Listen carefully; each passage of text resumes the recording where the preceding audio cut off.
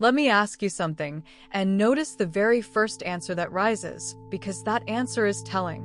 If you had to describe your life this past year in a single sentence, what would it be? Listen to the shape of it. For a lot of us, that sentence quietly bends toward defeat. I keep falling behind. Nothing quite works out for me. I'm always the one holding it together, and it's never enough. We say these things almost automatically, as if we're just reporting the facts. But here is what almost no one realizes. That sentence is not a fact. It is a story. And tonight the sky is turning a page on exactly this. It is July 19th, 2026, and the crescent moon is growing, about 23% lit now, riding higher in Cancer. And in the deeper pattern, the sun has just stepped into human design gate 56, the storyteller, the gate of meaning. So tonight is not about what happened to you this week, this year, this life. The facts are the facts. Tonight is about the meaning you've been assigning them, the story you keep telling, and whether it's actually true or just old. This is your moon letter for the meaning you make. In the next few minutes, I want to show you why meaning is something we make rather than find, how the story you tell about your life quietly becomes your life, and how to reauthor, tonight, the sentence you've been living inside. This is about you. Let's open it. Look up and you'll see her clearly now. The crescent has grown to almost a quarter of light, a confident curve riding higher in the sky, no longer the fragile sliver of a few nights ago. And notice what she is doing tonight, because it's the whole theme.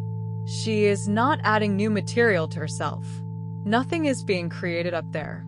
The same moon that was dark a week ago, the same rock, the same craters. All that's changing is how much of her is being lit and revealed.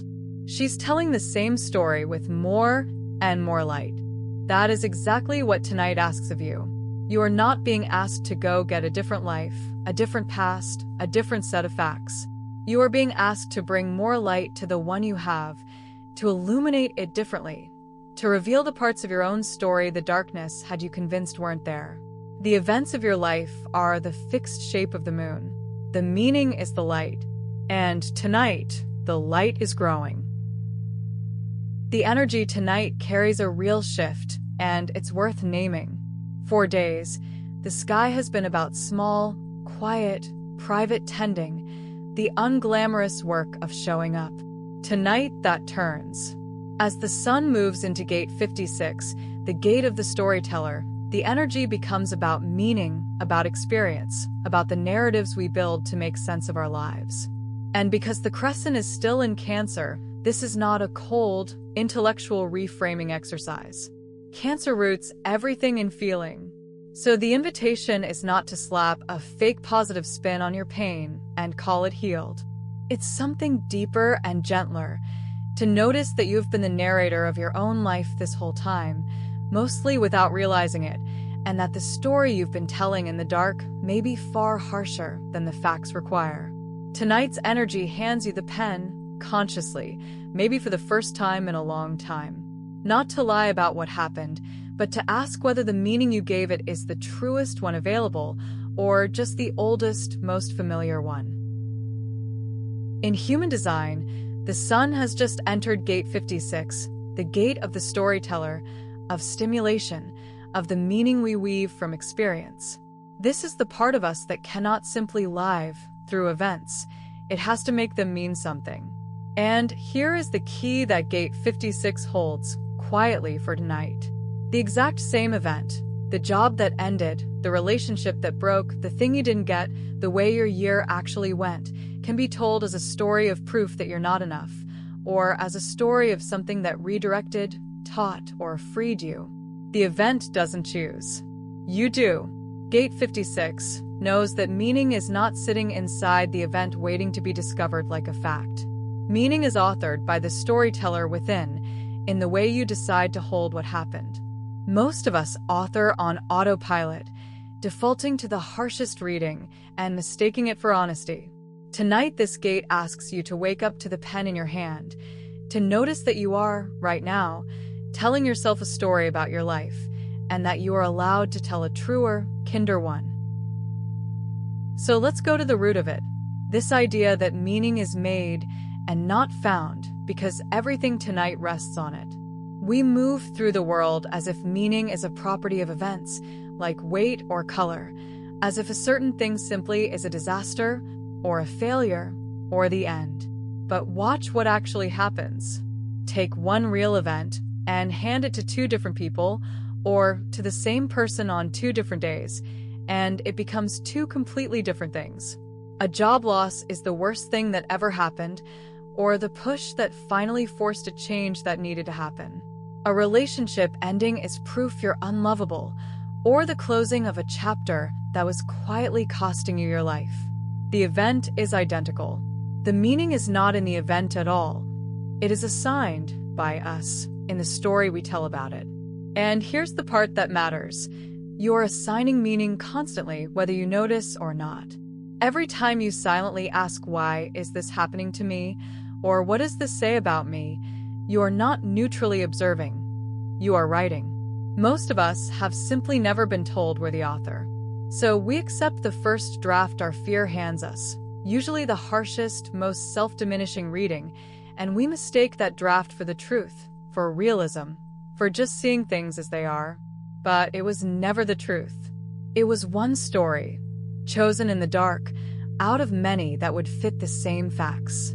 And once you truly see that the meaning was authored and not found, something loosens. Because a meaning you made is a meaning you are allowed to revise. So why does this matter so much? Why isn't it just a mind game, a comforting reframe that changes nothing real? Because the story you tell doesn't stay in your head. It quietly becomes your life. Here's how. You do not actually respond to the raw events of your life. No one does. You respond to the meaning you've assigned them, to the story. And that story then shapes every next move you make. Consider two people who fail at the same thing. The first tells the story, I always fail. This proves it. What does that story make them do next? It makes the next attempt smaller, more defended, more likely to be abandoned at the first sign of trouble, because why pour yourself into something you've already decided you'll lose? The second person, same failure, tells a different story. That didn't work. I'm still learning how. What does that story make them do? Try again, adjust, stay in the game. Same event, opposite lives, and the difference wasn't talent or luck. It was the story doing its quiet work underneath everything. This is why the harsh story is so expensive. I'm too much. I'm not enough. I always ruin it. It never works out for me. These aren't just painful to carry. They are instructions. They tell you to shrink, to withhold, to stop trying, to expect the worst and act accordingly, and then the shrinking and withholding produce exactly the outcomes that seem to confirm the story, and the loop closes. But it runs the other way too. Reauthor the story, honestly, not with fake sunshine, but with the truest kind meaning you can find, and your behavior slowly follows the new script. You take one more chance. You stay open one more day. You stop pre-losing things you haven't lost yet. The story was never just describing your life. It was all along helping to write it. So how do you actually reauthor tonight in a way that's real and not just wishful? This is where Cancer, holding tonight's Crescent, keeps you honest, because Cancer will not let you bypass the feeling with a cheap slogan. Real reauthoring has 3 steps, and the first one is the one people skip. First, name the hard thing plainly. Not with spin, not with denial, not with silver linings rushed in too early, just the plain, honest fact of what happened and that it hurt. This lost. That ended. This is not where I hope to be. Cancer needs the truth to be felt before it can be reheld. A meaning built on denial collapses. So let the fact be fully true first. Then and only then the second step. Ask the question that changes everything. Not what does this prove about me? That's the old autopilot, but what is the truest kind meaning available here? Not the most flattering. Not a lie. The truest one that also happens to leave you room to live. Maybe this taught me something I needed. Maybe This closed a door that was quietly draining me. Maybe simply, this was hard, and I survived it, and I'm still here. And third, let the new meaning be felt, not just thought. This is the Cancer part. Put a hand on your chest and let the Kinder story land somewhere in your body, even a little, even for a moment. You are not erasing what happened. The fact stays exactly as it was. You are only changing the story you tell about it, and in doing so, quietly changing what it's allowed to do to your future. That is not denial. That is the most honest kind of power you have. Here is your ritual for the meaning you make, and it is really an act of quiet reauthoring. When the evening is calm, step outside if you can and find the growing crescent, the one carrying more light than it did a few nights ago, and let it remind you that the same shape can simply be more revealed. Then bring to mind one hard thing from your week or your year, something you've been quietly telling yourself a defeated story about. First, say the plain fact of it out loud, with no judgment and no spin, just what happened. Let it be true. Let Cancer feel it. Then gently say the 4 words that hand you back the pen, and the meaning I choose is. And finish the sentence with the truest, kindest meaning you can honestly find. Not a lie, not toxic positivity, but a reading that keeps a door open instead of slamming it. If you can, write that new sentence down, one line in your own hand, so it exists somewhere outside your fear. You are not rewriting history. You are rewriting the story you carry forward from it. And that story, more than the event itself, is what shapes what comes next. Keep the fact. Change the meaning. Tonight, take back the pen. So, let this be the letter you keep from the growing crescent. Everything that happened to you this week, this year, this life, is fixed now. You cannot change a single fact of it. But the story you tell about it was never fixed. It was authored, often in the dark, often by fear, usually far more harshly than the facts ever required. And what fear authored, you are allowed to revise. You are the narrator. You always were. You are allowed to keep the facts and change the meaning, to tell a truer and kinder story about your own life. Not to deny the pain, but to stop letting the harshest reading write your future. The moon didn't become a different moon tonight.